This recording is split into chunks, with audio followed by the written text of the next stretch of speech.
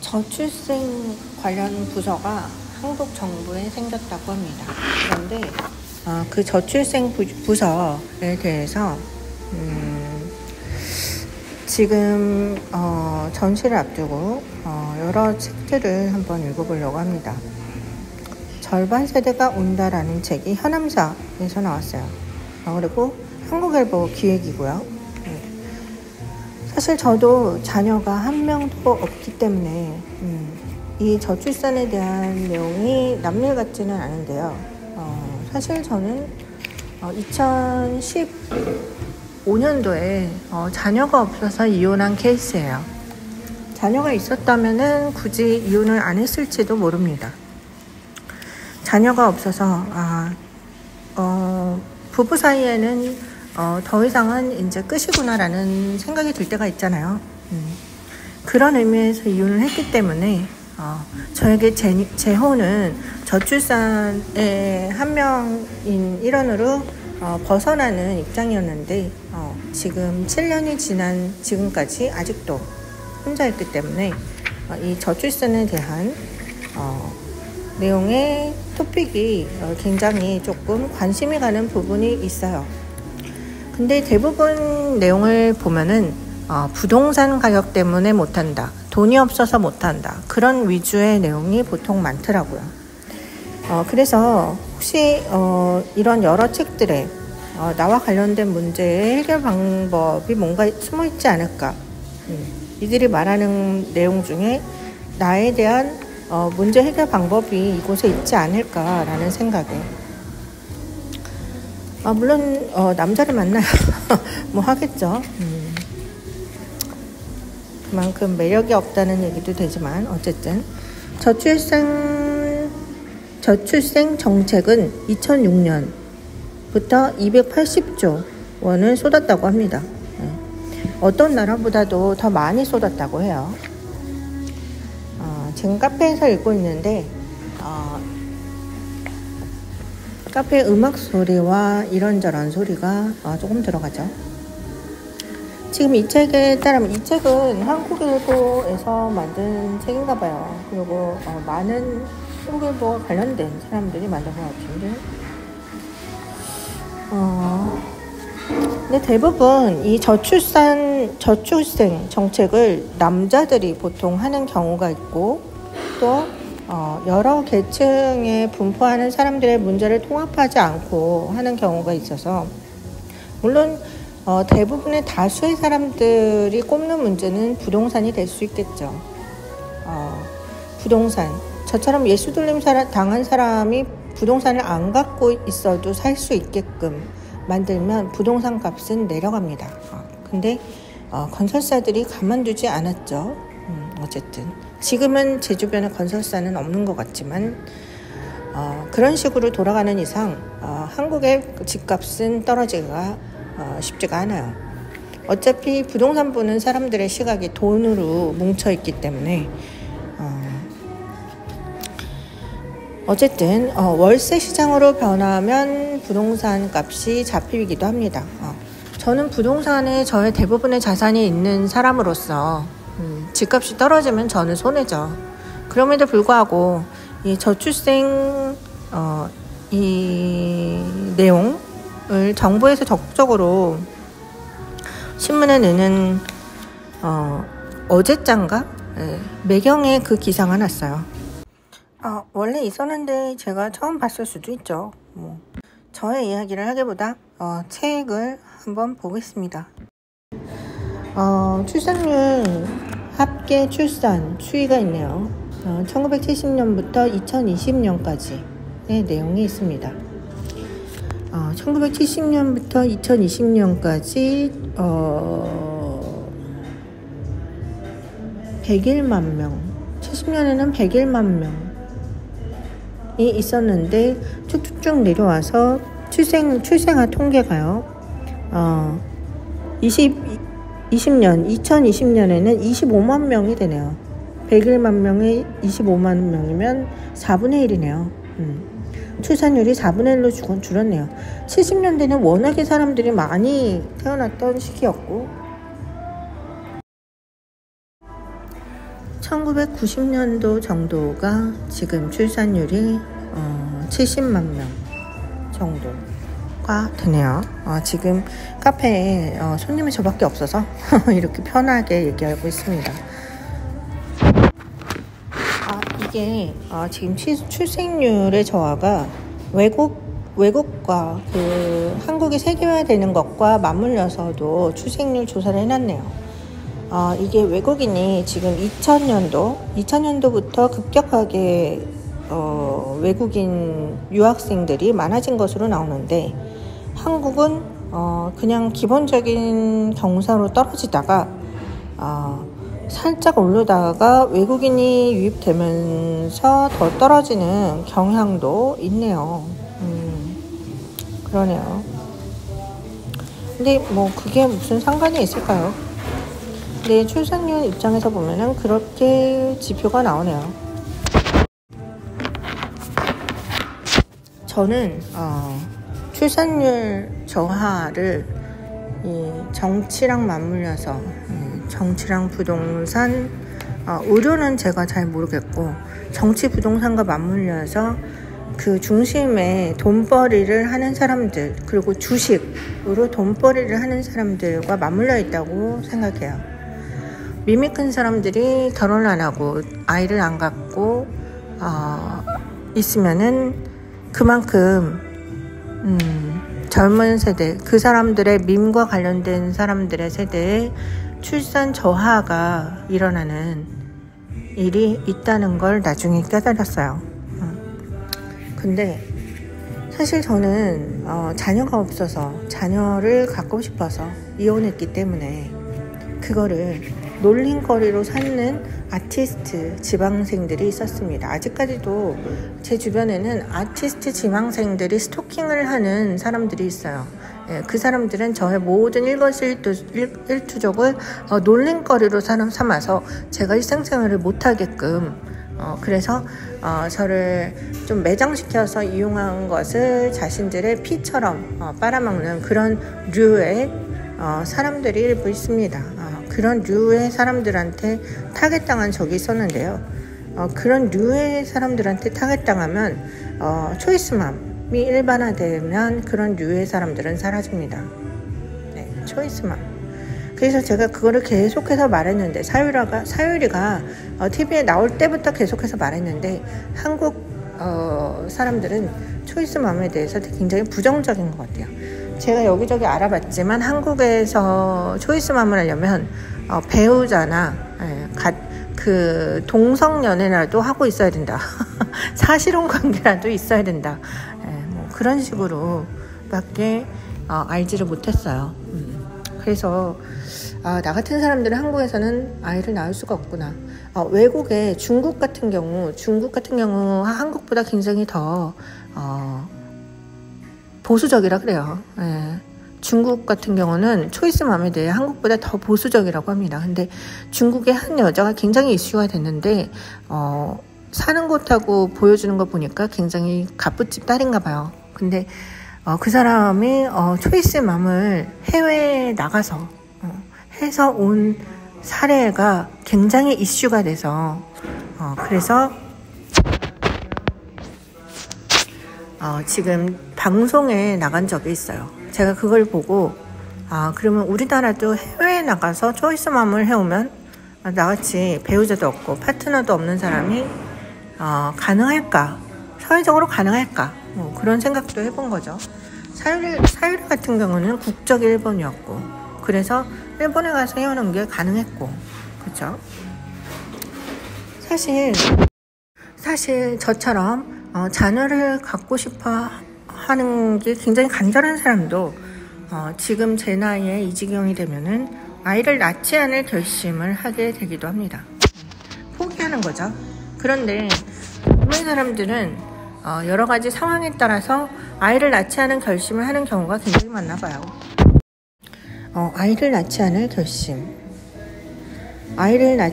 결심을 하는 연령이 어려지고 있다.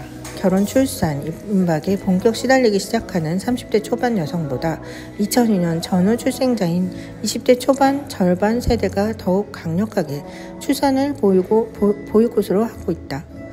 가정에선 아들, 딸 구분 없이 사랑받았고 학교에서도 차별 없이 대우받으며 개인적 성취를 이뤄온 세대, 자기 만족과 효능감 몰두하는 절반 세대에겐 출산 육아로 인해 자신의 커리어가 흔들릴지 모른다는 공포가 더 크게 다가온다. 부모 세대의 절반 규모인 인구 집단의 출산 거부 의사가 뚜렷해지면서 합계 출산을 한 명 아래로 추락한 인구 쇼크가 대문되는 것이 거의 확실하다. 이 땅의 청춘들이 연애, 결혼, 출산은 이제 사문화된 단어다. 지금 당장 내 한몫 건사하기 힘들고 미래가 불안정한 청춘들에게 연애는 귀찮고 결혼은 해도 그만 안 해도 그만인 선택이며 출산은 내 인생에 저당 잡힐까 두려운 부담일 뿐이다. 지금 이 책에 따르면 한국 리서치에서 10명 중 4명은 아이를 낳고 싶지 않다 라는 44.8%의 지금 내용이 적혀 있어요. 지금 이 책에 따르면 절반 세대의 여성 10명 중 4명은 아이를 낳고 싶지 않다고 적극적으로 출산 거부 의사를 드러냈다고 합니다. 30대 여성 응답의 36%보다 출산 보이콧 의향이 더 높아진 것이라는 거네요. 근데 제 생각에도 지금 20대 부모에게 물려받을 돈이 없는 그런 20대의 입장이라면 저도 결혼해서 아이 낳고 싶지 않을 것 같아요. 근데 이 예수돌림 당한 사람을 자산을 모두 부동산으로 갖고 있게 몰아가지 않아야 되는데 건설사들과 건설 관계자들은 보통 그렇게 하더라고요. 근데 그런 경우 저처럼 밈이 큰 사람이 부동산을 갖고 있고 다른 걸 아무것도 안 하게 되면 부동산 값이 자동으로 올라가게 됩니다. 그건 전 세계 어디나 같은 경우예요. 한국은 연예인으로 몰린 모든 밈이 큰 예수돌림 당한 사람들이 모두 자기의 자산 대부분을 부동산에 다 쏟아넣고 있죠. 그걸 건설사들이 조장하고 있어요. 국토부랑. 그렇기 때문에 부동산 값이 안 내려오는 걸 그 사람들은 일반 사람들은 그걸 잘 모르고 부동산 값이 안 내려간다고만 하죠. 지금 이 책에 따르면 아이를 낳지 않은 결심이 하는 연령을 2002년 전후 출생자 20대 초반을 절반 세대로 보고 있어요. 그들을 절반 세대로 말하는 문구가 있는데 그 절반 세대가 더욱 강력하게 출산을 보이콧하고 있다는 내용에서 절반 세대라는 타이틀이 나온 것 같아요.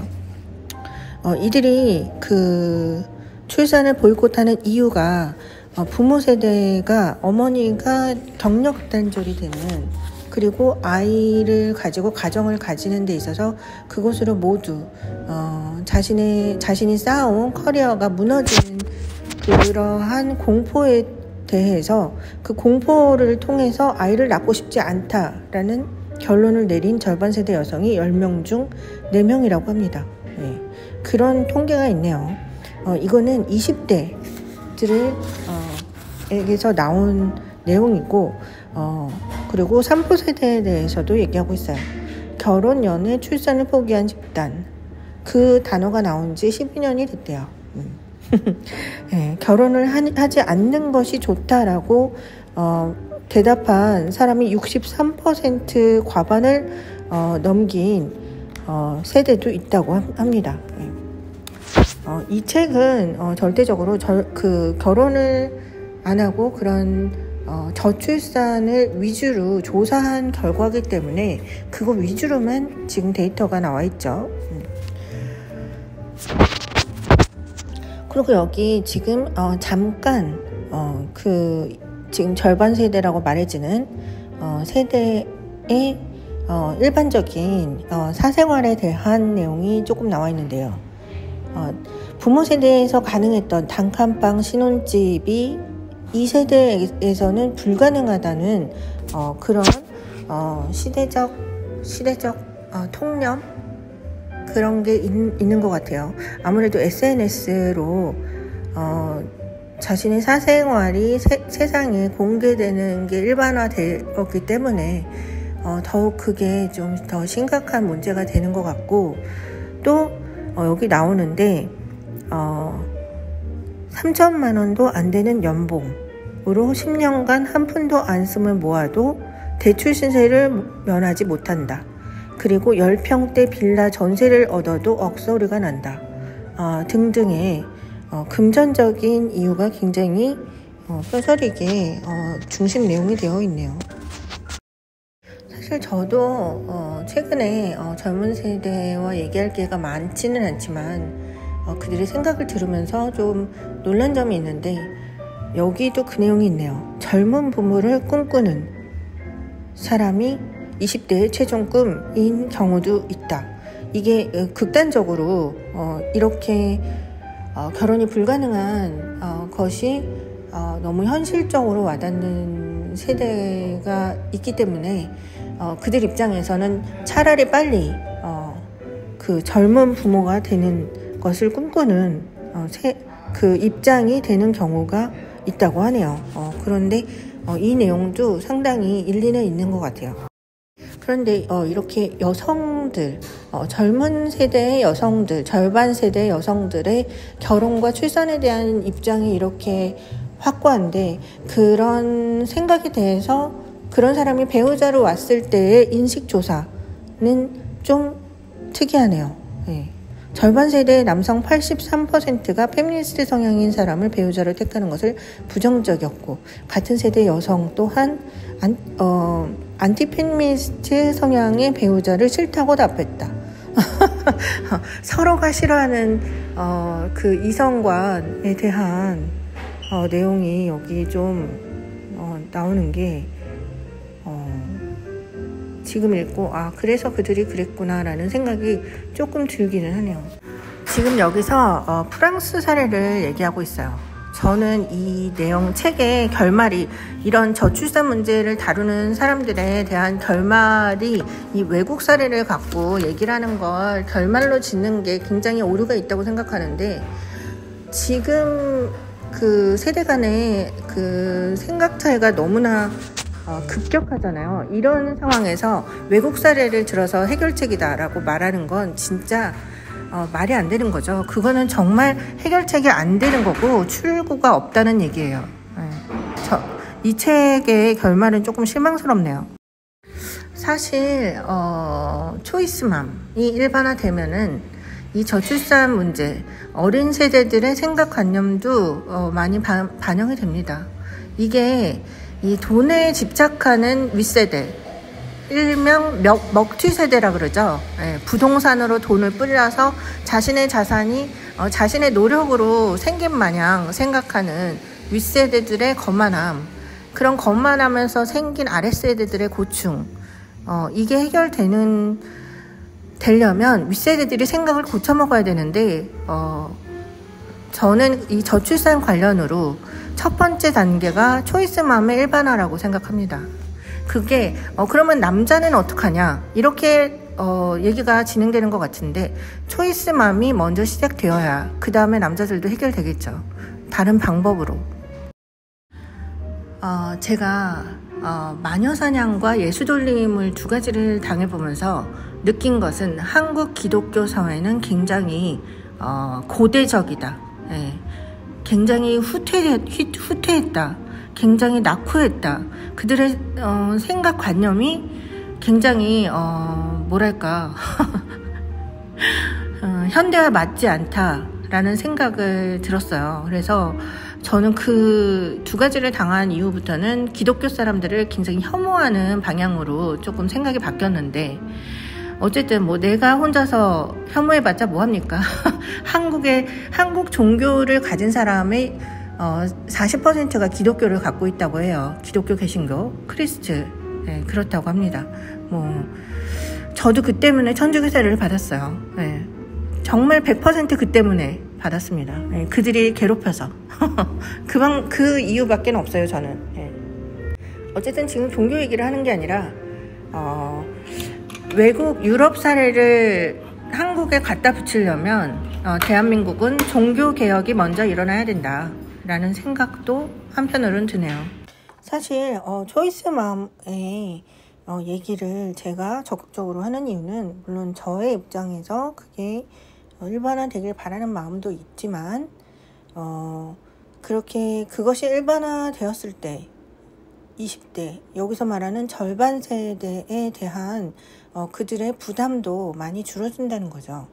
그들이 짊어져야 할 돌파구, 타인과 대화를 하고 합의를 하는 데 있어서의 돌파구가 아이를 낳기 위해서 배우자가 꼭 있어야 되나, 꼭 배우자의 입장인 사람이, 또 시부모의 입장인 사람이 꼭 아이를 낳기 위해서 결혼을 하고 그 아이를 위해서 부모가 몰입되는 과정을 윗세대가 강요할 수 없게끔 분위기가 조성될 수 있다는 거죠. 거기에 외부모의 일반화가 있는 겁니다. 네. 어디서 몸을 놀리다가 아이를 낳은 거 아니냐가 아니라 쟤는 선택적으로 초이스맘을 했어 라는 시각이 일반적으로 됐을 때 한국 사회에는 필요하다는 거죠. 그렇게 됨으로써 종교적인 것도 어느 정도 완화가 되고 그들의 강박관념도 완화가 되고 그런 게 필요하다는 거죠. 이런 사람도 있어, 저렇게 사는 사람도 있어, 이런 거를 인정하는 거, 그런 사회가 필요하다는 거죠. 그런 사회가 있음 후에 그 다음에 절반 세대가 너무 극단적으로 생각하는 것을 완화할 수 있는 계기가 된다는 거죠. 그리고 그들의 부담을 덜기 위해서 나 같은 혼자 사는 여자, 그리고 결혼정보 회사에 가입되어 있지만 외부로는 잘 드러나지 않아서 누군가로 남녀짝짝이 계집거리로 돌려졌던 사람, 예수 돌림 마녀사냥 당했던 사람에게 그 젊은 세대의 부담을 떠넘기기 위해서 스토킹을 하는 등의 그런 이상한 종교적인 행위를 하지 않게 되는 거죠. 초이스맘이 일반화됨으로써요. 저는 절반 세대가 온다라는 책을 외국 사례를 읽기 전 외국 사례가 나오자마자 접고 저의 생각을 얘기해 봤습니다.